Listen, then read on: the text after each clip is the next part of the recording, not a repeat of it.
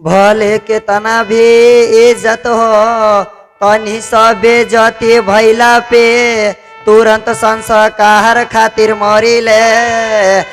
तू हमारे इंसल्ट करता रह, हम पहल जाति से बिलोंग करिले कि हम पहल जाति से बिलोंग करिले।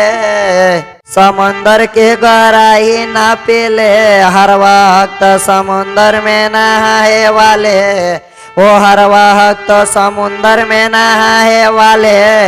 हर बिरादरी अपन बिरादरी के देखे पहल के भी नाम ऊंचा कर दिए। गड़रान के चाहे वाले कि अरे गड़रान के चाहे वाले भस्म हो जइब यदि परछाई पड़ जाए अंगारों पे। ओ भस्म हो जइब यदि परछाई पड़ जाए अंगारों पे। तो हम गडरिया है बेटा, शेर से ज्यादा शिकार होला हमारा इशारों पे कि अरे शेरों से ज्यादा शिकार होला हमारा इशारों पे।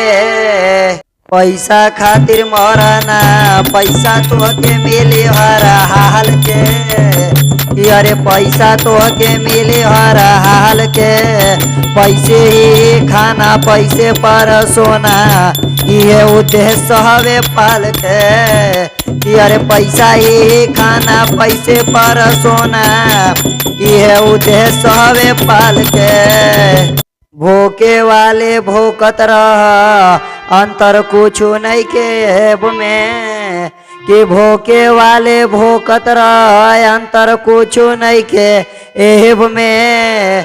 तो जितना के सो बनावे के बा बनाला, अरे वह कालत हो ये पाहल जी के जेब में कि वह कालत हो ये पाहल जी के जेब में।